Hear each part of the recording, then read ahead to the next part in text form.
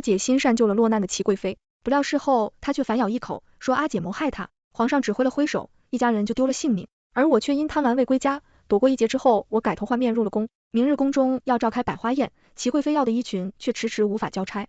内务府中忙翻了天若，还是拿不出像样的衣服，误了娘娘的事，小心你们的脑袋。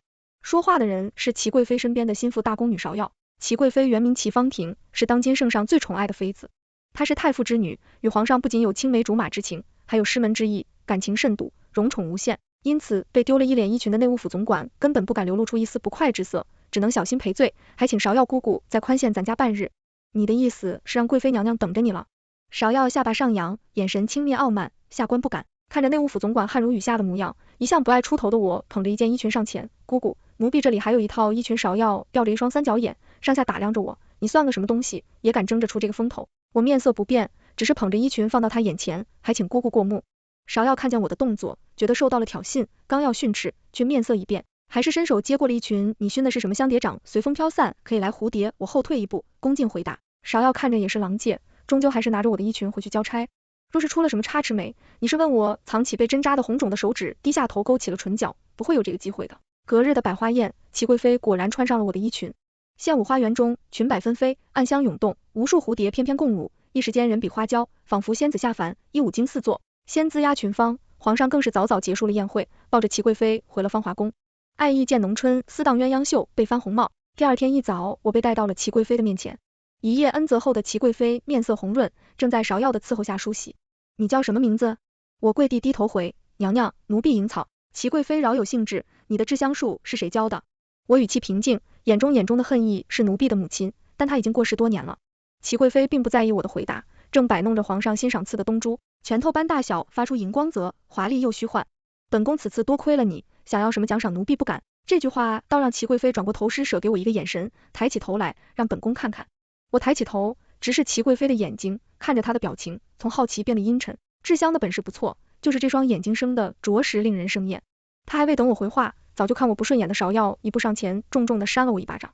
我只觉得左脸剧痛，眼冒金星，嘴角流下温热的液体啊！阿姐消母，我像阿爹，但只有我这双眼睛与阿姐生的有七分相似。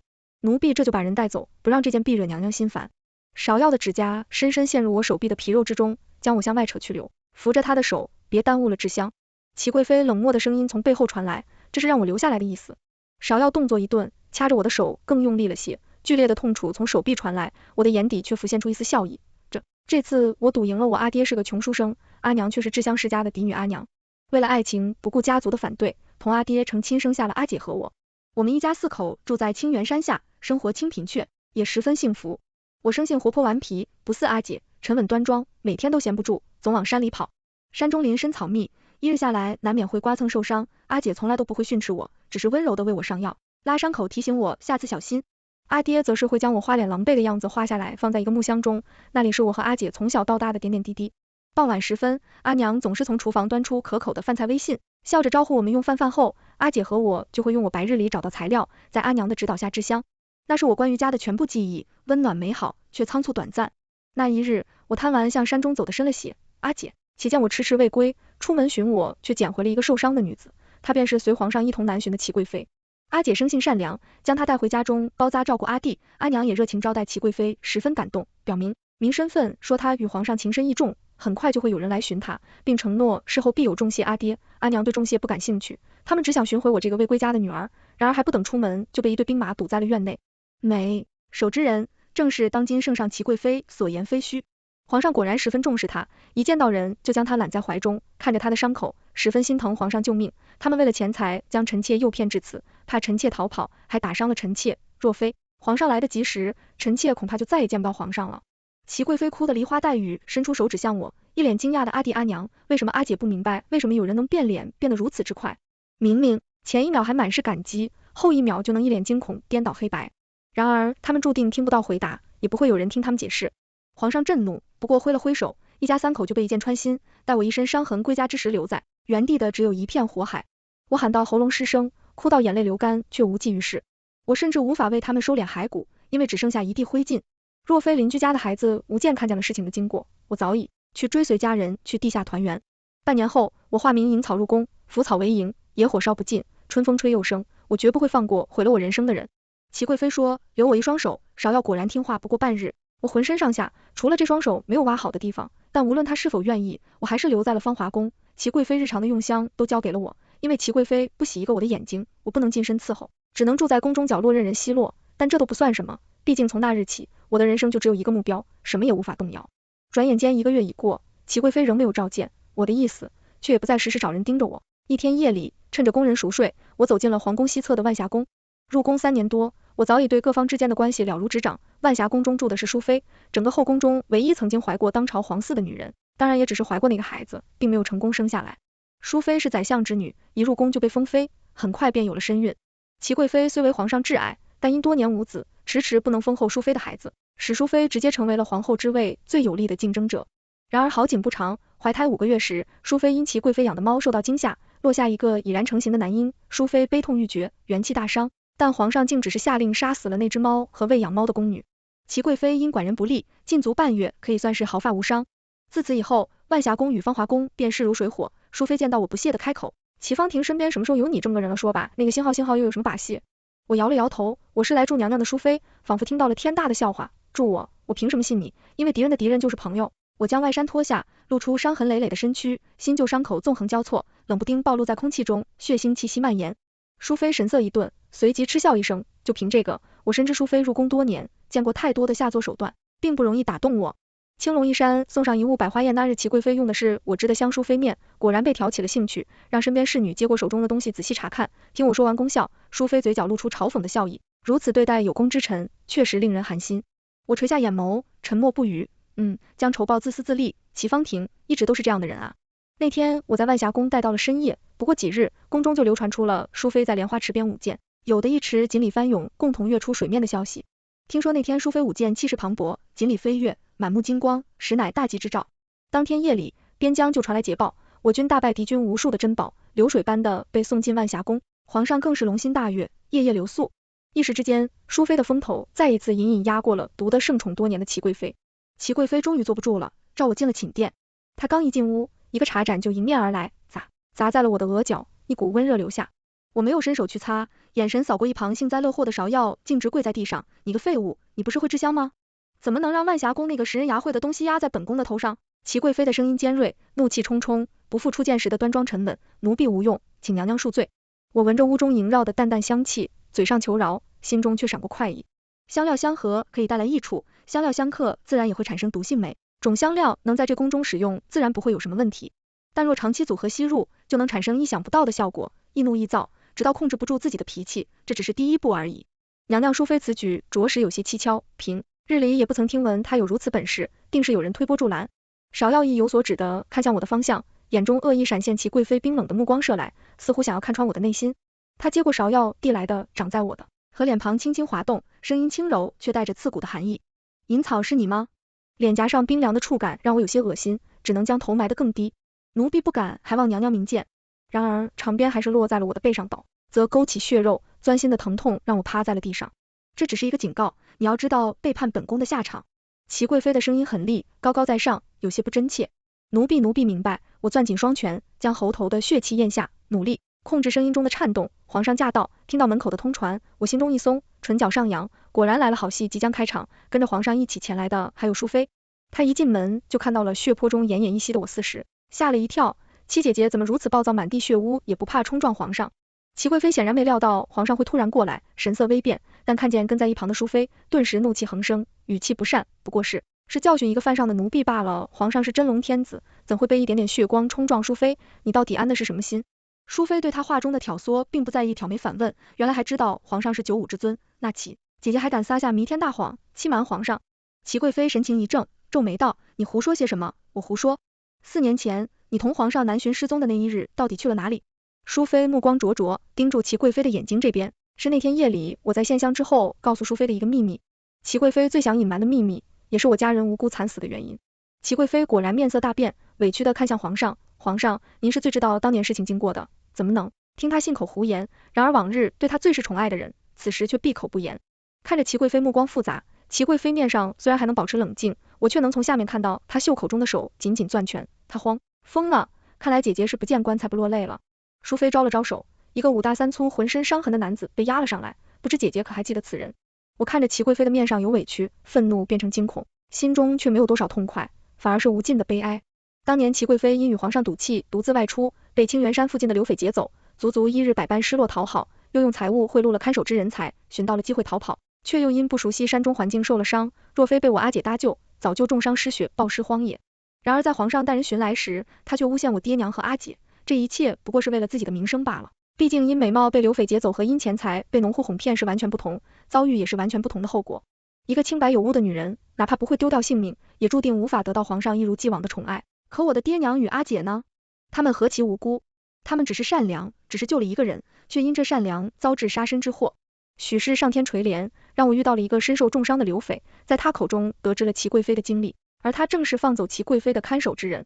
斩草须除根的道理，齐贵妃自然明白，回京后就联系了太傅府，秘密派人剿匪。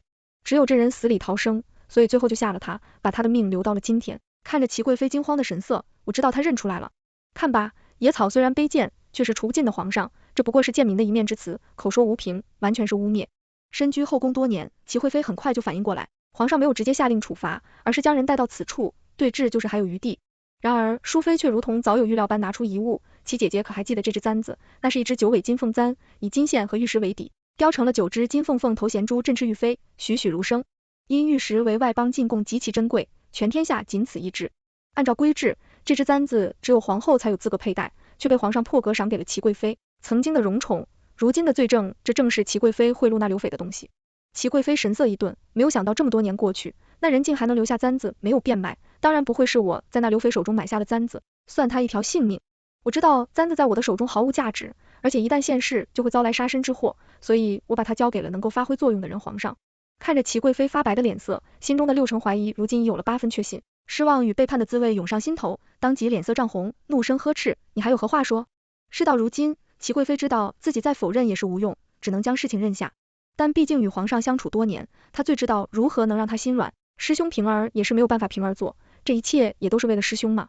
一声师兄果然让皇上的表情微动，二人多年的情谊做不了嫁齐贵妃双目含泪的样子，让他想到了曾经一起度过的年少时光。朱妃也发现了皇上的动摇，当即不甘的大声呵斥，还敢狡辩？难道你欺君罔上是为了皇上委身于刘匪，也是为了皇上？我心中一沉，淑妃还是太急躁了些，有些事情是不能摆在台面上来说的。偶然听到这话，皇上的脸色瞬间变得难看，而齐贵妃也像是找到了突破口。我没有师兄，你不要听这个星号胡说，我从未与那刘匪发生过任何关系。齐贵妃跪在地上心颤抖，仰头看着皇上，目光中满是爱慕与决绝。平儿自幼倾慕师兄，怎会做出对不起师兄的事情？若真是如此，平儿早就了结了自己，当年哪怕受骂挨打，平儿也不曾妥协，只为了能清清白白的再见师兄一面。可见到师兄平儿又不敢再说平儿深知师兄对平儿的情谊，怕师兄为我忧心，也怕误了师兄大事，毕竟是自己真心相爱过的女子。如今冰跪在自己脚下哭诉衷情，皇上的脸色不自觉的有所缓和。淑妃不愿放过这个机会，皇上这只是她的一面之词。齐贵妃观察到皇上表情的变化与气也无法笃定。那你可有证据？没有证据就抹黑皇家声誉？你好大的胆子，我够了。看着皇上彻底阴沉的脸色，我便知道今日之事只能到此为止了。果然，齐贵妃虽欺瞒圣上，但情有可原，只是被贬为齐嫔闭门思过，此事不准再提皇室尊严，不容冒犯。若只是欺君之罪，便是皇上的权威受到了挑战。但若是齐芳婷与他人有了首尾，但皇上多年来的宠爱就变成了一个笑话，皇上绝不会允许这样的事情发生。至于我爹娘与阿姐3人的性命，从未出现在这些上位者的思量范围中，根本无人在意。我东氏呕出一口鲜血晕了过去。淑妃很不甘心，欺君大罪，名节有损，这样理应抄家灭族的事情竟被皇帝轻轻结果了，又如几年前他被害落胎一样没了。结果我劝他不要心急，这不过都是个开始怀疑的种子，一旦种下，终究会生根发芽。果然，皇上虽然没有重罚齐芳婷，但1个月来大半的夜里都翻了万霞宫的牌子，哪怕是齐芳婷多次差人传递消息诉说，不忠常皇上也只是在芳华宫中坐一坐，从不留宿皇上是什么意思。齐芳婷怎会不知？正是因为清楚皇帝的嫌弃，他脾气也愈发暴烈，娘娘引草也许会有办法芍药，要小心翼翼的提议，不敢触碰背上心天的边伤。你的意思是，如今我都要求着一个星号了，齐贵妃的目光冷冷扫向跪在地上的芍药娘娘，饶命！奴婢只是想着她在这宫中也养了多时，若真有几分本事，理应为娘娘分忧才是。芍药顾不得伤口撕裂，连连磕头求饶，齐芳婷还是收下了我的香。若是无用，本宫就剜了你这双眼睛。离开时，我看到了芍药满是嘲弄的眼神，像是在看垂死挣扎的蜉蝣。然而当天下午，皇上被齐方婷以身体抱恙为由请到了芳华宫，直至深夜也不曾离开。第二天一早，皇上刚走，我就被调到了齐方婷屋内，成为了他的贴身宫女。本宫早就知道你是个忠心的齐方婷，笑意盈盈，看向我的目光中，难得的多了几分赞许。皇上似乎忘了之前的猜忌，又开始频频踏入芳华宫，后宫中的风向也再次变换，人人都道齐嫔的圣宠无人可敌。齐方婷对我织的香愈发依赖了，我已经成为了她身边的大宫女，甚至可以和芍药的地位相抗衡。芍药看向我，目光中的恶意已经不再掩饰，经常会给我使绊子，但所有的纰漏都会因我的香被齐方婷轻轻结果。一天夜里，皇上与齐方婷正是浓情蜜意之时，刚命宫人熄灯，就传来了淑妃有运动了胎气的消息。陷入黑暗的芳华宫再次灯火通明，皇上不顾齐方婷的挽留，匆匆套好外衫，大步离去。那一夜，万霞宫惊动了整个后宫，与朝堂太医全体出动，皇上彻夜相伴。那一夜，齐方婷砸碎了芳华宫中所有的用品摆件。我守在屋内，看着她发狂的样子，心中冷笑，对，就是这样怒到极致才会失去理智。自从淑妃有孕以来，就在万霞宫中养胎，不再出门。皇上对这一拍也十分重视，每日都会去万霞宫陪伴淑妃，自然没有时间踏入芳华宫。齐方婷多次派人打探，却连万霞宫的门都进不去，只能看着无数赏赐与补品被送入其中。皇上不来，他想要故技重施都没办法。这个信号一定是他在皇上面前挑唆，否则皇上不会这样对我。齐方婷心中憋闷，自然就会拿宫中的下人泄愤。几个月来，芳华宫中都弥漫着低迷且凝重的氛围，直到一日，我步履匆匆回到宫中，正好撞到了从屋内出来的芍药，他芍药一巴掌重重甩在了我的脸上。他很久没有打过我了，毕竟如今我得齐方婷的宠信，不输于他，已经不再是那个任他捏扁搓圆也不敢吭声的小宫女。可是他今日刚受过齐方婷的折磨，我又不在宫中为他分担火力，再加上我这一撞伤口撕裂的疼痛，让他压抑不住心中的怒火。你没长眼睛啊！我没有生气，只是垂下头，连声告饶芍药姐姐，对不住，我是有急事要禀告娘娘，许的是我久违的温顺取悦了她。芍药不自觉地摆出了曾经的架子，什么事再急也不能没了规矩。然后姐姐说的是我先去将事情禀告娘娘，回头一定好好学规矩，给姐姐赔罪。说罢我就急着向屋内走去。等等。芍药见到我急不可耐的样子，心中疑惑，伸手拉住了我。发生什么事？这座犹豫不决，吞吞吐吐，不想开口，快说，难道你是想顶着这张脸进去同娘娘告状？芍药眼睛微眯，抓着我的手更用力了，我抵不住芍药的威逼，直说了出来，不是的，是淑妃娘娘，我看到她出了万霞宫往御花园的方向去了。芍药眼睛一转，从怀中掏出一个小瓷瓶递给我，拿着，这可是娘娘用的玉肌膏，若不想这张脸留下疤痕，赶紧去上药，至于淑妃的事情，我去禀告娘娘就好。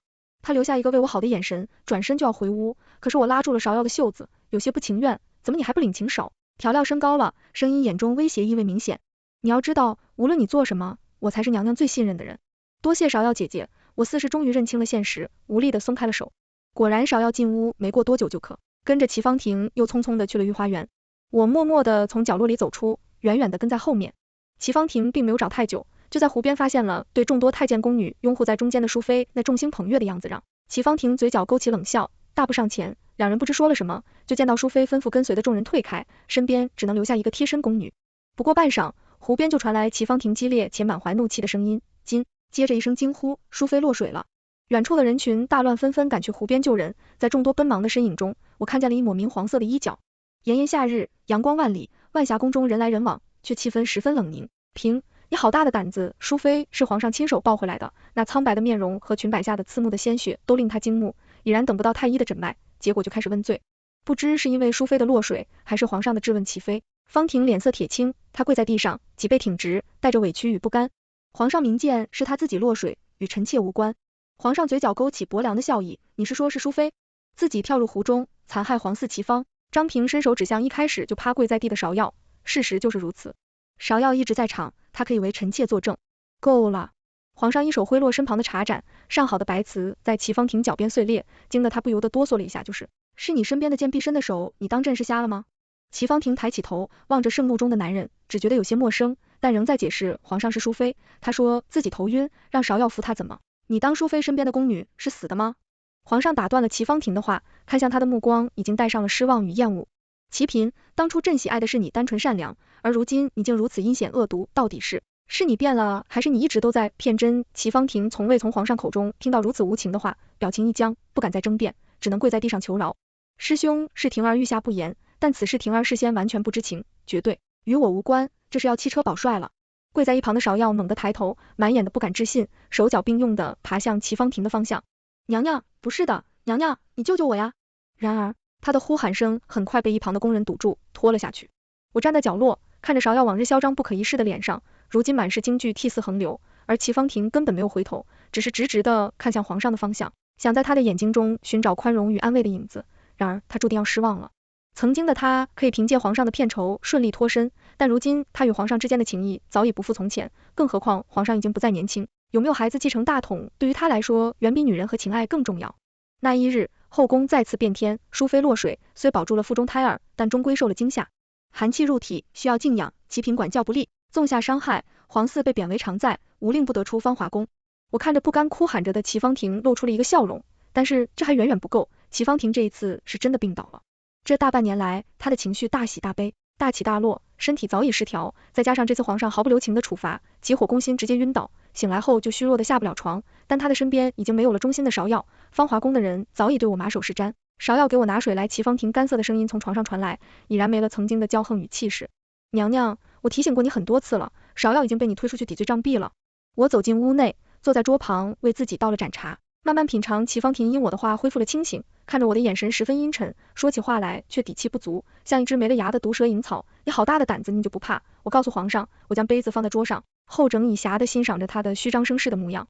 放心，皇上再也不会来见你了。似是被我的话戳破了一直以来的幻想。齐芳婷高声尖叫，不可能，皇上不会这么对我的，我那么爱他，他也那么爱我。回应他的只有一世的沉默和我嘲讽的笑容。我要告诉我爹，你这个星号，我爹一定会杀了你的。